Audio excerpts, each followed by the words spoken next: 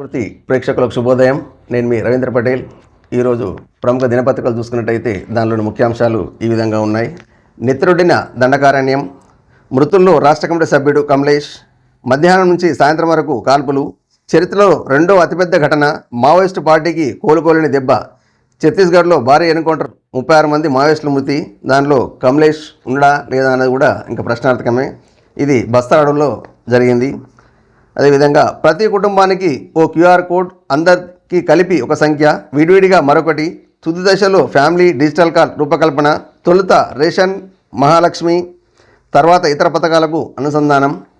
ఈ కార్డు అన్నది మనం స్వాగతించాల్సింది. ఎందుకంటే ఇప్పుడు క్యూఆర్ కోడ్తో పాటు ఒక్కొక్కటి మన ఆరోగ్యపరంగా ఇప్పుడు హెల్త్ కార్డ్స్ ఏవైతే ఉన్నాయో ఆ రకంగా ప్రతిదీ కూడా దీనిలో క్రోడీకరించడానికి అవకాశం ఉంది. కాబట్టి ఇది కొంచెం అందరికీ కూడా ప్రజలకు కూడా మేలు జరుగుతుంది ఈ కార్డు ఉండడం వల్ల. కాబట్టి ఇది పారదర్శకంగా క్షేత్రస్థాయిలో పరిశీలించి అర్హులందరికీ కూడా ఈ కార్డులు ఇచ్చినట్టయితే మంచి జరుగుతుంది. అదేవిధంగా వచ్చే ఎన్నికల్లో 90 నుంచి 100 సీట్లు గెలిచేలా పనిచేస్తా, మహేష్ కుమార్ గౌడ్. సొంత జిల్లా నిజామాబాద్లో పీసీసీ అధ్యక్షుడికి ఘన సన్మానం. ఇది నాకు ఏదైతే పీసీసీ అధ్యక్షుడు పగ్గాలు చేపట్టిన తర్వాత మొదటిసారిగా నిజామాబాద్ రావడం జరిగింది. అక్కడ ఆ స్టేజ్ నుంచి ప్రతి ఒక్కరికి ఏంటంటే కార్యకర్తలందరికీ ఉత్తేజపరచడానికి మాట్లాడుతూ నేను నా సాయశక్తులా ప్రయత్నం చేస్తాను, మీ అందరి సహకారం అందిస్తే నేను వచ్చే ఎలక్షన్లలో మనం ఒక సుమారుగా 100 సీట్లను మనం సాధించవచ్చు. కాబట్టి కార్యకర్తలు కూడా కష్టపడండి, మీతో పాటు నేనున్నాను అని చెప్పేసి ఆ సభలో పీసీసీ అధ్యక్షుడు మహేష్ కుమార్ గౌడ్ చెప్పడం జరిగింది. ఆ స్టేజ్ ఆ వేదిక పైన రాష్ట్ర మంత్రులు, బాధ్యులు మంత్రులు, మిగతా ఎమ్మెల్యేలు వీళ్ళందరూ కూడా పాల్గొనడం జరిగింది. కార్యకర్తకు ఉత్సాహం నింపడం వల్ల కార్యకర్తలు కూడా ఒక జోష్లో మేమందరం మీ ఎంబటి ఉన్నాము అని చెప్పేసి కార్యకర్త కూడా చెప్పడం జరిగింది. అదేవిధంగా తిరుమలలో నెయ్యి కల్తీపై దర్యాప్తుకు స్వతంత్ర సిట్ 5 సభ్యులతో ఏర్పాటు చేయండి. సిబిఐ, ఏపీ ప్రభుత్వం నుంచి 2 పోలీసు అధికారులు,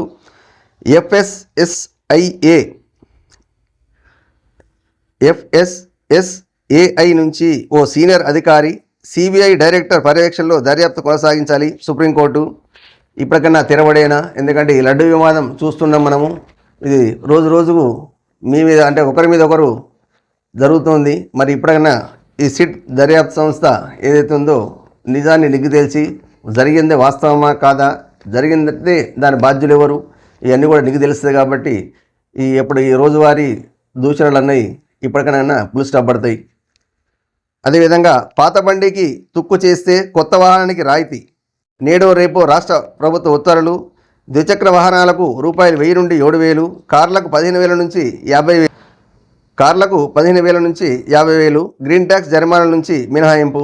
ఇది మంచిదే. ఎందుకంటే కొన్ని జీవితకాలం అయిపోయిన ఏదైతే బండ్లు ఉన్నాయో, కార్లు కావచ్చు, చిన్న వెహికల్స్ ఏదైతే ఉన్నాయో వీటికి అమ్ముకున్నట్టయితే బయట డబ్బులు రావు అనే దానికంటే ఈ రకంగా అయితే బాగానే ఉంది. కాకపోతే ఈ 2 వీలర్స్ మీద ఏదైతే ఉందో 7,000 కాకుండా ఇంకా కొంచెం పెంచితే ఇంకొంచెం బాగుంటుంది. ఎందుకంటే 7,000తోటి ఏమీ కాదు. కొన్ని బండ్లు ఎట్లా బాగానే ఉన్నాయి, అయినా లైఫ్ టైం అయిపోయిన బండ్లు కాబట్టి ఈ రకం కొంచెం ప్రోత్సాహం అన్నది ఎక్కువ ఇచ్చినట్టయితే చాలామంది కొత్త బండ్లు కొనుక్కునేటప్పుడు అంటే వాళ్ళకు ఉత్సాహం ఉంటుంది. మరీ ఇంత తక్కువ ఇచ్చినప్పటికి ఎందుకంటే కొంచెం ప్రోత్సాహం తగ్గిపోయేటప్పటికి కొంచెం ప్రజలందరూ కూడా కొంచెం ఈ కొత్త బండ్లు తీసుకోవడానికి మొగ్గు చూపడం అనేది కొంచెం కష్టంతో కూడుకున్న పని. అంటే రాయితీలు బాగానే ఉన్నాయి, కానీ దాంతోపాటు ఇది కొంచెం పెంచినట్టయితే బాగుంటుంది. అయితే ఇప్పుడు రాష్ట్ర రోడ్డు రవాణా సంస్థలు ఏదైతే బస్సులు ఉన్నాయో అవి కాలం చెల్లిన బస్సులు చాలా ఉన్నాయి. రాష్ట్ర ప్రభుత్వం కొత్త బస్సులు కొంటా అంటుంది, సంతోషమే. కానీ దానికంటే ముందు ఏదైతే బస్సుల ఫిట్నెస్ లేని బస్సులు చాలా ఉన్నాయి. ఒక బస్సు ఎంత తిరిగిన తర్వాత దాని కాలం అయిపోతుంది, 15 లక్షల కిలోమీటర్ తిరిగిన తర్వాత కాలం అయిపోద్ది అనుకుంటా. మరి అటువంటిప్పుడు అన్ని లక్షల కంటే ఎక్కువ తిరిగిన బస్సులు ఉన్నాయి. 15 లక్షల కంటే 50 లక్షల కిలోమీటర్ తిరిగిన బస్సులు కూడా ఉండొచ్చు మినిమం. ఎందుకంటే చాలా రోజుల నుంచి బస్సు తిరుగుతున్నది. ఆ బస్సులకు మనం రిపేర్ చేస్తూ నడిపిస్తున్నాం. అది ఎప్పుడైనా ఇబ్బందికరంగా అయితే ప్రజల ప్రాణాలతో చిలకట వాడినట్టే కదా. చిన్నప్పుడు స్కూల్లో చిన్నపిల్లలకి ఏదైతే ఉంటుందో చినిపోయిన చెట్లకి అన్నిటికి మనము మామూలుగా కుట్లేస్తుంటాం. ఆ రకంగా ఇప్పుడు కూడా వేరే కొన్ని వస్తువులకు కొన్ని మాటలేస్తుంటే ఇనుప వస్తువులకు ఆ రకంగా అదే విధంగా ఇప్పుడున్న ఆర్టీసీ బస్సులకు కూడా అన్నిటికీ మాటలేస్తూ సమ్ రిపేర్ చేస్తూ చిన్న చిన్న అన్ని చేసుకుంటా ఏదో కాలం వెళ్ళదిస్తారు. కాకపోతే ఇది ఒక చిన్న ఒకరిద్దరు ప్రమాదాలు కాదు. బస్సు ఎక్కినామంటే కనీసం ఇప్పుడు అయితే ఫ్రీ అయితే బస్సు పెట్టినామో జనాలు విపరీతంగా పెరిగిపోయినారు. అలా ఒక బస్సు కెపాసిటీ ఎంత? కెపాసిటీకి రెండింతల బస్సులే మంది ఎక్కుతున్నారు. కాబట్టి ఇంతమంది ప్రాణాలు మన ఆ బస్సు డ్రైవర్ చేతుల్లో. డ్రైవర్ కూడా ఇబ్బంది, కండక్టర్గా ఇబ్బంది, బస్ టికెట్ ఇవ్వడానికి ప్లేస్ లేకుంటున్నది. అదే బస్సు కూడా నాణ్యత ఎట్లుందంటే సప్పుడు ఎక్కువైపోయింది. బస్సులో కూర్చుంటే రణాగుణ ధోరణి అన్నీ అక్కడనే ఇనొస్తున్నాయి. అయినా ఇక ఫ్రీ బస్సు కాబట్టి జనాలందరూ వెళ్తున్నారు. బస్ టికెట్ కొనుక్కున్న మనిషికి కూడా ఇబ్బంది. మంచిగా ఏసీ బస్సులో పోదామనుకుంటే కూడా ఆ బస్సులు కూడా సప్పుడు వస్తున్నాయి. కాబట్టి రాష్ట్ర ప్రభుత్వం ఈ తరపున కూడా దృష్టి సారించి పనికిరాని బస్సులు ఏ అవుతున్నాయో వాటిని అన్నింటినీ కూడా షెడ్డుకు పంపించేసి, అదేవిధంగా ఇప్పుడు ఏదైతే బస్సులు ఉన్నాయో వాటికి కూడా ఇప్పుడు కార్లకు టూ వీలర్స్కి అంటున్నాము, అదేవిధంగా బస్సులకు కూడా కేటాయించినట్టయితే బస్సులు పోయే యజమానులు కూడా ఇప్పుడు ఆర్టీసీ కాకుండా ప్రైవేట్ బస్సులు కూడా చాలా ఉన్నాయి. వాటికి కూడా కాలం చెల్లిన బస్సులు కూడా ఫిట్నెస్ ఉన్నా మరి ఉండి లేనట్టు చేసి నడిపించుకుంటున్నారు. వాటిపైన కూడా దృష్టి సారించినట్టయితే ప్రజల ప్రాణాలతోటి ఏదైతే రవాణా వ్యవస్థ జరుగుతుందో దాన్ని కూడా ప్రజల ప్రాణాలు కాపాడిన వాళ్ళు ఇద్దరు. కాబట్టి ఈ తరఫున ఆర్టీఓ సంబంధిత అధికారులు చాలా బస్సులు ఏదైతే లైఫ్ టైం అయిపోయిన బస్సులు ఉన్నాయో వాటన్నిటి కూడా తీసుకొచ్చి షెడ్లు వేయాల్సిన అవసరం ఉంది.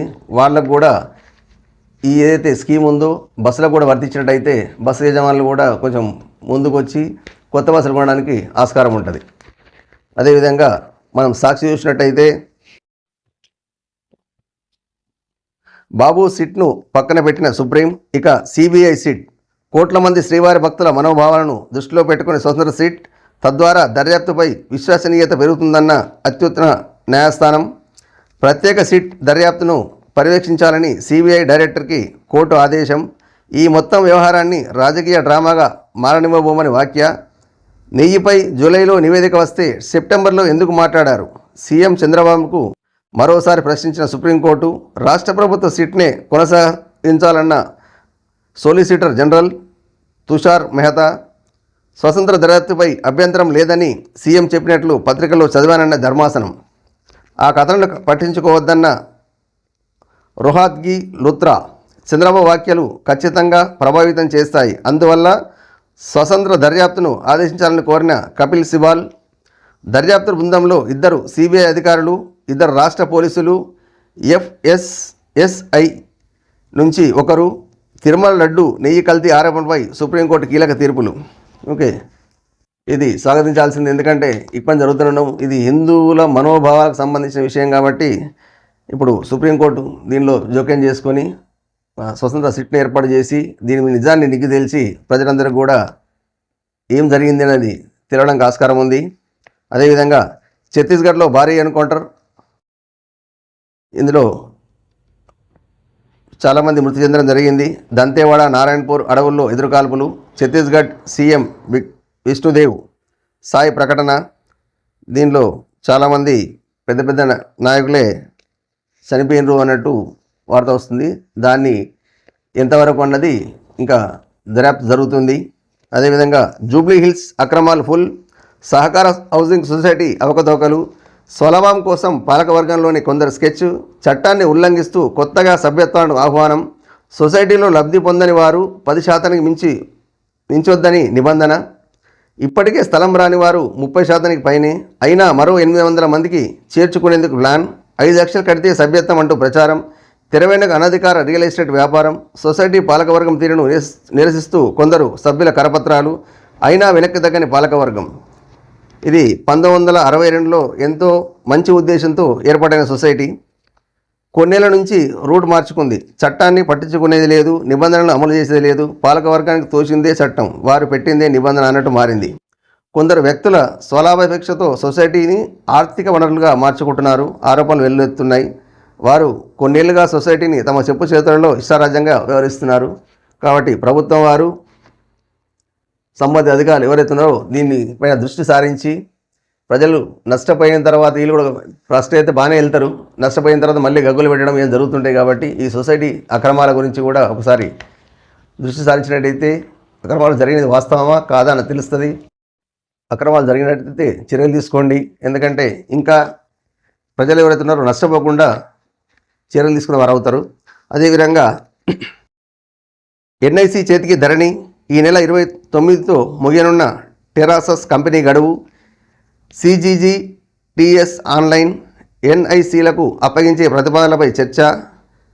ఎన్ఐసికి ఇవ్వడమే మేలన్న సీనియర్ ఐఏఎస్ల కమిటీ సిఫార్సు మేరకు నిర్ణయం. ఇప్పటికీ దేశంలోని పలు రాష్ట్రాల్లో భూ రికార్డులు నిర్వహిస్తున్న నేషనల్ ఇన్ఫర్మేటిక్స్ ఇది ఇప్పటివరకు ఏదైతే మనకు టెరాస్ కంపెనీ ఉండేనో కాంట్రాక్ట్ గడువు ముగుస్తుంది. ఇప్పుడు దాని తర్వాత పోర్టల్ నిర్వహణ బాధ్యతలు టీజీజీ టీఎస్ ఆన్లైన్లో ఒక సంస్థకు పోర్టల్ నిర్వహణ ఇవ్వాలన్న దానిపై చర్చ జరిగింది. అయితే ఇప్పుడు ఎన్ఐసి ఏదైతే ఉపయోగిస్తున్నామో దానికి అపార అనుభవం ఉంది. ఓకే, మరి ఏదైతే దీనికి ఉపయోగిస్తున్నామో ధరణిలో ఏదైతే లోటుపాట్లు జరిగినాయో భూ రికార్డులన్నీ వాళ్ళ దగ్గర ఉండిపోయినాయి. దానికి సెక్యూరిటీ ఎంతవరకు అన్నది కూడా సెక్యూరిటీ పరంగా కూడా ఆలోచించే అవసరం ఎంతైనా ఉంది.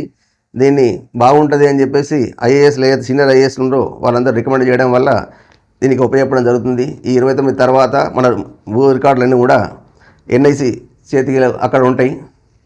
అదేవిధంగా అయితే గతంలో ఏదైతే ధరణిలు ఉందో ధరణిలో చాలా మటుకు లోటుపాట్లు జరిగినాయి. చాలామంది భూములన్నీ కూడా ఉన్న భూమి కంటే చాలా తక్కువ చూపించారు. ఎందుకంటే మోకా మీద వాళ్ళు భూమి దున్నుకునే భూమి 4 ఎకరాలు అయితే వాళ్ళ పట్టా పసుపు వచ్చినప్పటికీ 3.5 ఎకరాలు లేదా 3 ఎకరాలు ఈ రకంగా చాలా ఇబ్బంది పడ్డారు. ఇంకా అసలు కొందరైతే అసలు మీకు భూమే లేదు, ఆ భూమి శ్రీకాం భూమినో ఇంకేదో భూమి అని చెప్పేసి పట్టా భూమి కూడా రకరకాలుగా ప్రభుత్వ భూమినో ఇంకా ఆ రకంగా చూపించడం జరిగింది. మరి ఇన్ని రకాల లోటుపాట్లు జరిగినాయి కాబట్టి ఇక ముందు మరి ఈ కొత్త సంస్థ అన్న రెక్టిఫై చేసి వాస్తవానికి ఎవరెవరి భూమి ఎంత అనేది రెక్టిఫై చేసి వాళ్ళందరికీ కూడా న్యాయం జరగాల్సిన అవసరం ఎంతైనా ఉంది. ధరల్లో లోటుపాట్ల వల్ల చాలామంది రైతులు ఇబ్బంది పడ్డారు. వాళ్ళ భూములు నాకు రికార్డులో లేదు సారు అని చెప్పి కలెక్టర్ ఆఫీస్ చుట్టూ తిరిగి కూడా చాలామంది అలసిపోయారు. అప్పుడు చాలామంది ఆఫీసర్లు ఏంటంటే ఎంఆర్ఓ దగ్గర నా చేతుల్లో లేదంటారు. అప్పుడు ఇక్కడ ఏదైతే అధికారంలో చాలామంది రైతుల దగ్గర లంచాలు తీసుకొని కూడా పని జరగడం జరిగింది. చేస్తామని చెప్పి కొన్ని అయినాయా కొన్ని కాలేదు, కానీ చాలా మటుకు అంటే లంచగొండలను ప్రోత్సహించే అవకాశం బాగా వచ్చింది గతంలో. మరి అటువంటి దాని మీద కూడా దృష్టి సారించి రైతులందరికీ కూడా న్యాయం చేయాల్సిన అవసరం ఎంతైనా ఉంది.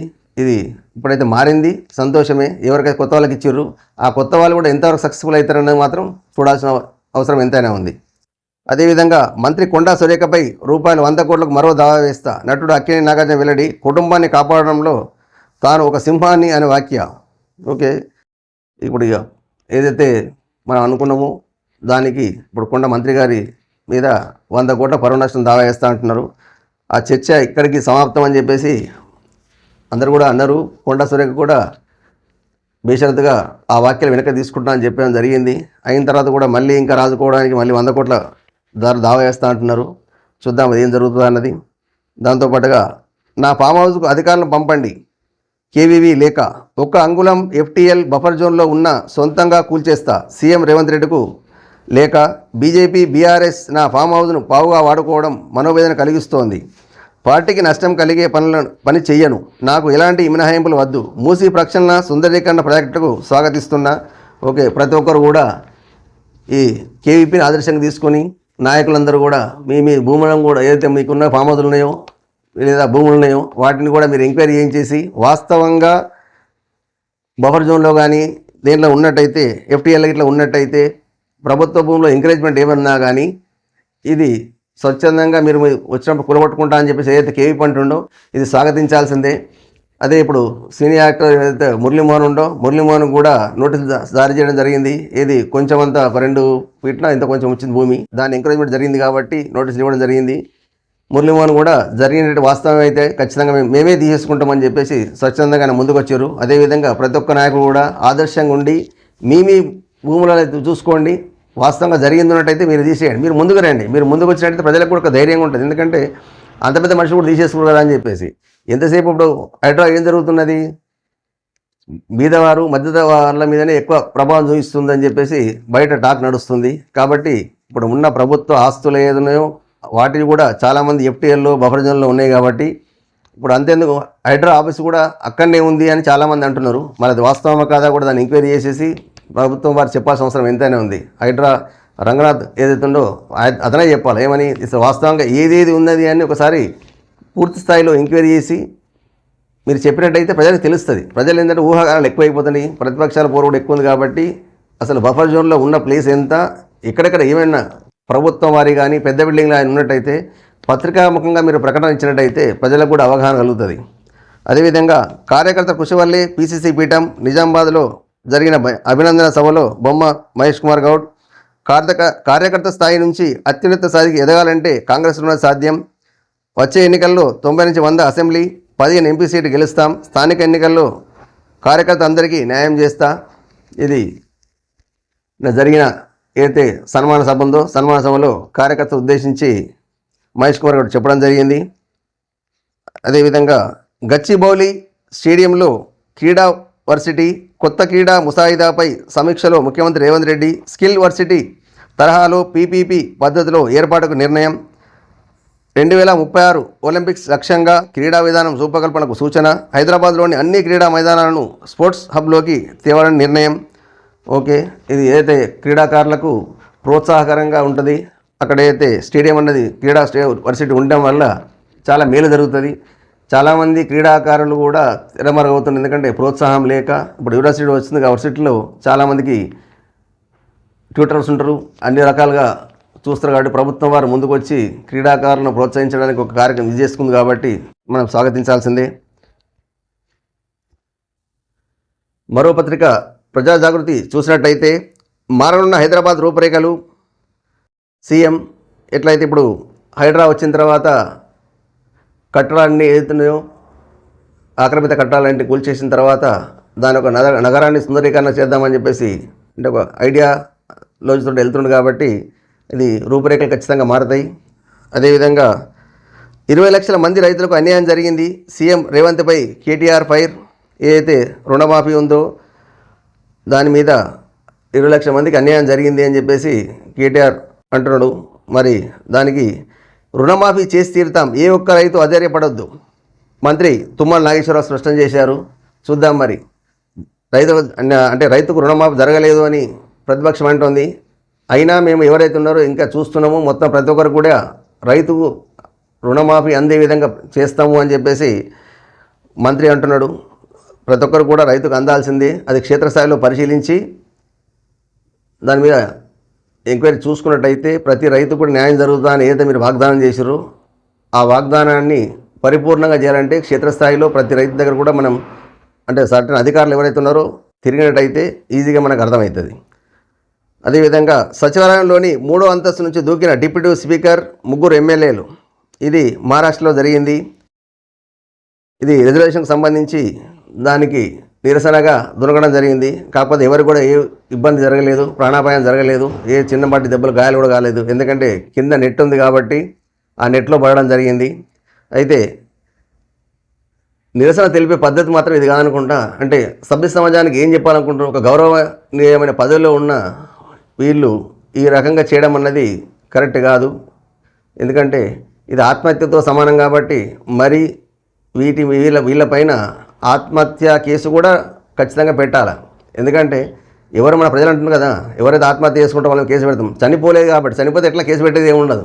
కానీ ఇది సభ్య సమాజానికి ఏం చెప్పాలనుకుంటున్నారు వీళ్ళు ఆ రకంగా. అది కూడా ఒక మంచి డిప్యూటీ స్పీకరు, 3 ఎమ్మెల్యేలు అంత బాధ్యత పదవిలో ఉండి ప్రజలకు ఏం చెప్పాలనుకుంటారు. మీరు చావాలనుకోండి, మీరు దునకడము అంటే చనిపోమని తెలిసి దునికినరా లేకుంటే చనిపోతామని నిజం కావాలని దునికినరా? ఎందుకంటే కింద నెట్ ఉంది కాబట్టి చనిపోమని తెలిసినట్టుంది. అందుకని చెప్పి మరి ఇది డైవర్ట్ చేయడానికే తప్ప ఇది దీనికే అది కనబడతలేదు. కాబట్టి శాఖాపరమైన ఎంక్వైరీ కూడా చేసేసి వీళ్ళపైన ఖచ్చితంగా అటెంప్ట్ అంటే మామూలుగా మర్డర్ ఏది చేసుకుంటారు స్వతంత్రంగా మీరు చావాలనుకుంటున్నారో వాళ్ళ మీద ఖచ్చితంగా శిక్షించాల్సిన అవసరం ఎంతైనా ఉంది.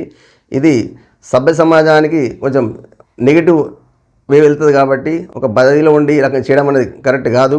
కాబట్టి ఇక ముందు ఎవరు చేయకుండా ఎవరైతే వీళ్ళు దునికిరో నలుగురు మొత్తం కూడా వాళ్ళ మీద శాసనసభ నాయకులు ఎవరైతే ఉన్నారో వాళ్ళు ప్రభుత్వం వారు కూడా కఠినంగా చర్యలు తీసుకోవాలి. అదేవిధంగా దసరా కానుకగా టీజీపీఎస్బీ గ్రూప్ 4 ఫలితాలు ప్రకటించాలి. ఎవరైతే ఎగ్జామ్ రాశారో ఇంతవరకు కూడా వాళ్ళకి రిజల్ట్ రాలేదు, మరో రిజల్ట్ ఇచ్చేసి మాకు నియామకాలకు ఇచ్చేసినట్టయితే మా ఉద్యోగాలు మేము చేసుకుంటాము అని చెప్పేసి నిరుద్యోగులు ఎప్పుడైతే ఎగ్జామ్ రాశారో వాళ్ళు అంటున్నారు. దాని తరఫున ప్రభుత్వం వారు ఏదైతే నిరుద్యోగులకు ఉద్యోగాలు ఇస్తున్నారో నోటిఫికేషన్ అయిపోయింది, ఎగ్జామ్ రాశారు, మరి వాళ్ళు పాస్ అయిన ఏంది రిజల్ట్ ఇచ్చేసి వాళ్ళు జాబ్స్ ఇస్తే ఇంకా సంతోషము. అదేవిధంగా ఆపరేషన్ మూసీపై మంటలు.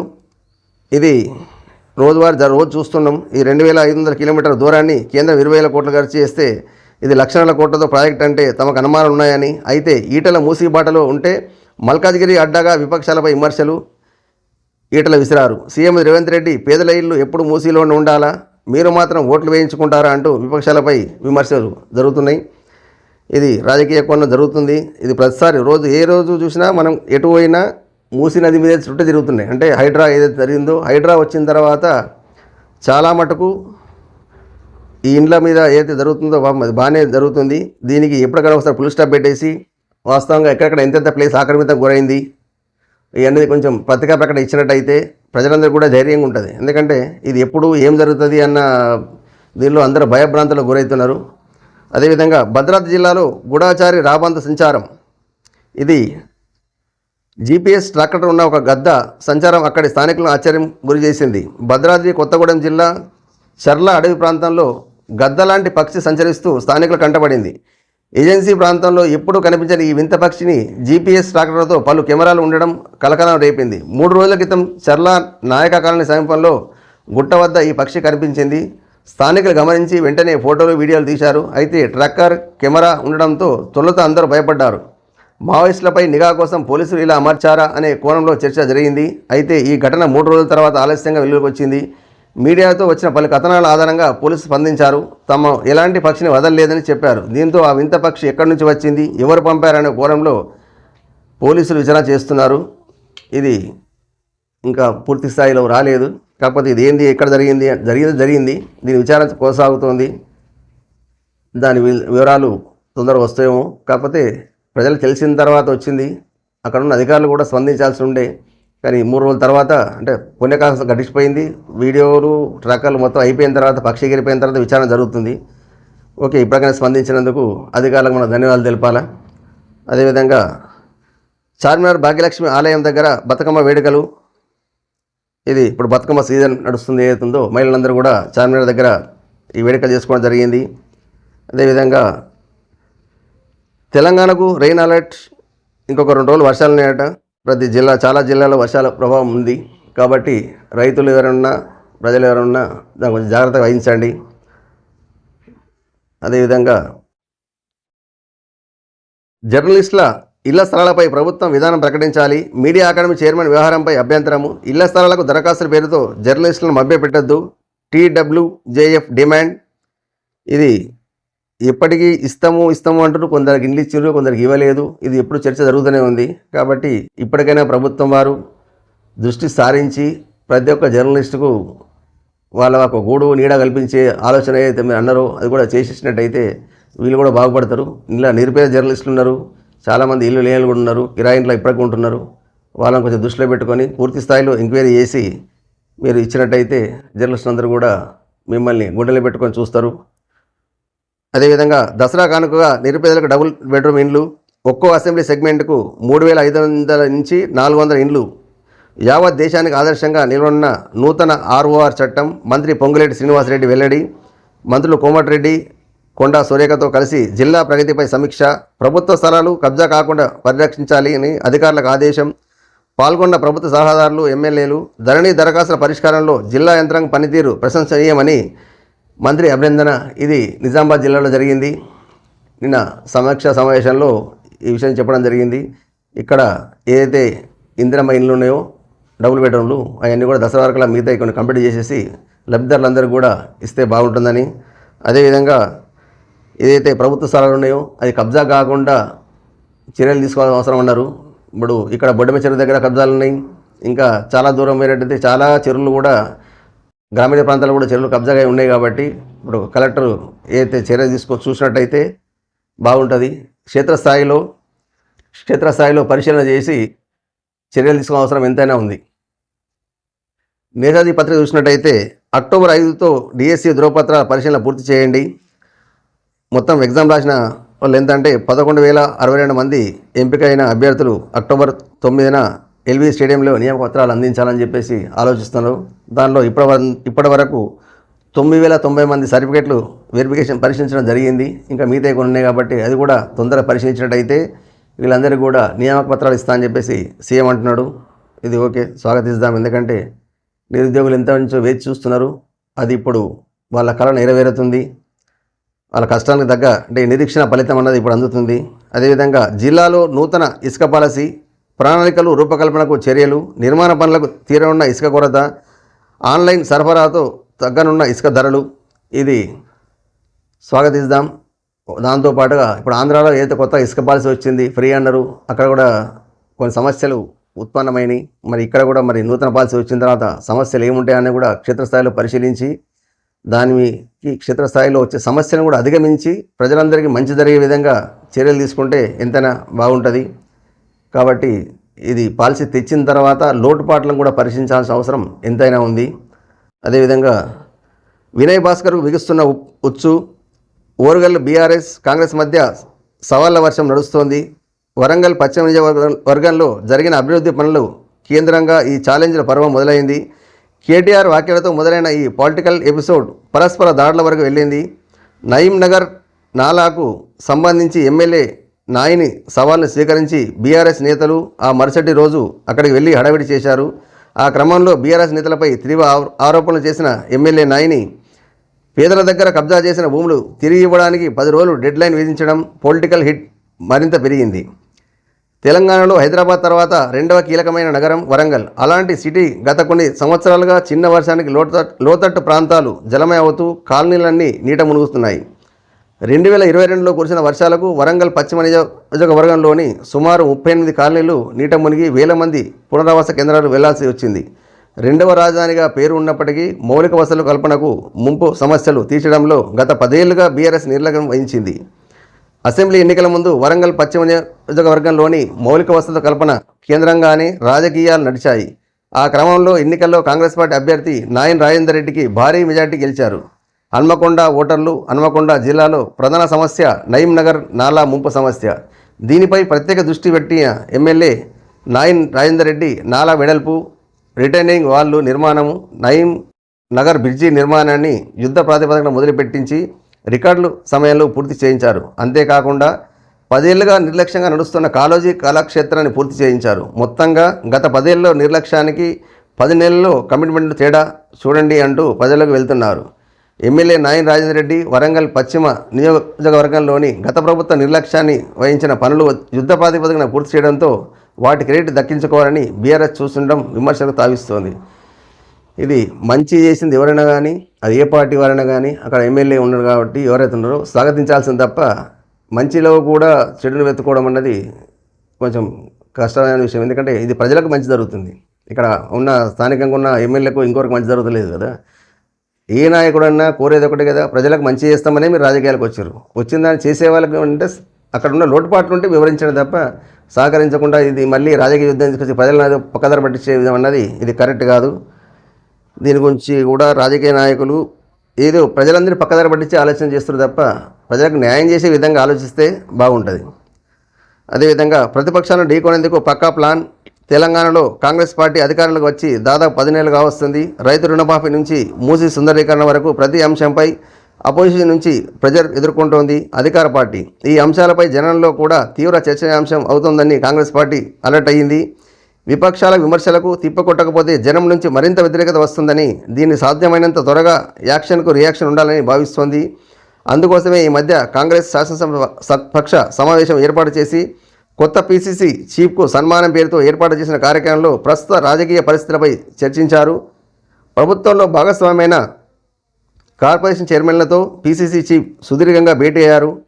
ఇప్పటిదాకా ఒక లెక్క, ఇప్పటి నుంచి మరో లెక్క అంటోంది తెలంగాణ కాంగ్రెస్. అంటే పడ్డాం, అపోజిషన్ కదా అని వదిలేశాం, ఇక కథ వేరే ఉంటుందని చెప్తోంది. ప్రతిపక్షాల మాటకు ధీటుగా జవాబిస్తామని అంటోంది. ఇప్పుడు ఏదైతే నూతన బాధ్యతలు చేపట్టిన మహేష్ కుమార్ గౌడ్ ఇక్కడ కూడా ప్రతిపక్షాలకు తావివ్వకుండా టిట్ ఫర్ టాట్ మాదిరిగా ప్రతి జవాబు ఖచ్చితంగా వాళ్ళు అన్నదానికి పెద్దదానికి జవాబు చెప్పాల్సిన అవసరం ఎంతైనా ఉంది. కాబట్టి ఎవరైతే నాయకులు ఉన్నారో మీరందరూ కూడా సన్నద్ధంగా అండి. ఇక్కడ కూడా మనం కాంప్రమైజ్ అయ్యేది లేదు. ప్రజల బాగు కోసమే మనం కష్టపడుతున్నాం. దాన్ని వక్రీకరించి ప్రజలను ఉసుగొలుపుతున్నారు ప్రతిపక్షాలు. కాబట్టి మనం ఏదైతే ప్రజలకు చేయాలనుకుంటున్నాం, మంచి చేయాలనుకుంటున్నామో దాన్ని వివరించండి. క్షేత్రస్థాయిలో ఉండి ప్రజలకు ఏమైతే జరుగుతుందో వివరించి చెప్పండి. చెప్పినట్టయితేనే మనం ఏదైతే వ్యతిరేకత ఉందో ఆ వ్యతిరేకను మనం అంటే నెగిటివ్ ఏదైతే ఉందో దాన్ని పాజిటివ్ చేసుకుందాం. ఎందుకంటే ప్రజలందరూ కూడా నెగిటివ్ మైండ్ చేస్తున్నారు ప్రతిపక్షాలు. కాబట్టి దాన్ని మనం పాజిటివ్ మైండ్లో తీసుకోవాల్సి వస్తుంది, ఎంత అవసరం ఉంది. అని చెప్పేసి అక్కడ అంటే మీటింగ్లో చెప్పడం జరిగింది. ఇక ముందు ఇప్పటిదాకా ఒక లెక్క జరిగింది, ఇక నుంచి మా ప్రతాపం కూడా మేము చూపిస్తాం. ఇప్పటివరకు మీరు అంటారు కదా, ప్రతిపక్షంలో ఉండి మీరే ఏది చేస్తారో రూలింగ్ నుండి మేము ఏం చేయాలన్నది మొత్తం మేము చేయడానికి కరెక్ట్గా ఉన్నాము. కాబట్టి ప్రతి ఒక్క కార్యకర్త దాంతోపాటుగా ఎవరైతే మన పార్టీకి సంబంధించిన నాయకులు ఉన్నారో వాళ్ళందరూ కూడా సన్నద్ధం కండి అని చెప్పేసి చెప్పడం జరిగింది. అదేవిధంగా ఇంకో వార్త చూసుకుందాం.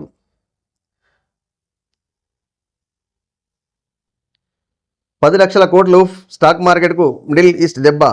దేశ స్టాక్ మార్కెట్లకు మిడిల్ ఈస్ట్ దెబ్బ గట్టిగా తగిలింది. ఇజ్రాయెల్పై ఇరాన్ క్షిపణుల దాడి మదుపర్లకు భయాందోళనలకు గురిచేసింది. అసలే సూచీలు ఆల్ టైమ్ హైకి చేరిన దగ్గర నుంచి లాభాల స్వీకరణ దిశగా అడుగులు వేస్తున్న ఇన్వెస్టర్లను ప్రస్తుతం పశ్చిమాసియాలో నెలకొన్న యుద్ధ మేఘాలు మరింత ప్రభావితం చేశాయి. ఈ క్రమంలో గురువారం పెద్ద ఎత్తున పెట్టుబడులు ఉపశమనకు దిగాయి. దీంతో ఈక్విటీలకు వరుసగా 4వ రోజు నష్టాలు తప్పలేదు. బాంబే స్టాక్ ఎక్స్చేంజ్ ప్రధాన సూచీ సెన్సెక్స్ పాయింట్లు 2.10% దిగజారి 3 వారాల కనిష్టానికి తాకుతూ ఇది 82.497.10 వద్ద పరిమితమైంది. ఇది ఏదైతే అంటే ఇన్వెస్టర్స్ ఉంటారో ఈ స్టాక్ మార్కెట్లో వీళ్ళు ఆచితూచి అడిగేయండి. ఎందుకంటే ఇప్పుడు యుద్ధ వాతావరణం ఉండడం వల్ల షేర్ మార్కెట్లో చాలా మటుకు లాస్ జరుగుతుంది. ఇన్వెస్టర్స్ ఎవరైతే ఉన్నారో చాలామంది అనుభవం ఉన్నోళ్ళే ఉంటారు. కానీ ఇప్పుడున్న పరిస్థితుల్లో ఆచితూచి అడిగేసినట్టయితేనే ఇబ్బంది ఉండదు. ఎందుకంటే స్టాక్ మార్కెట్లో పెట్టిన వాళ్ళు కోటీశ్వర్లు అయిన ఉన్నారు, కోటీశ్వర్లు మొత్తం దివాలా తీసి బికార్లైన ఉన్నారు. కాబట్టి పెట్టే ముందు ఆలోచన చేయండి. పక్కోడు పెడుతుంది కానీ మనం కూడా పెట్టినట్టయితే నష్టపోయేది మనమే. ఎందుకంటే దాని గురించి పూర్తి అవగాహన ఉన్నట్టయితేనే పెట్టండి. ఏదో లాభాలు వస్తాయి అని ఆశ కొద్ది పెట్టినట్టయితే ఇప్పుడున్న పరిస్థితుల్లో నష్టాలు ఎక్కువ చవి చూడాల్సిన అవసరం వస్తుంది.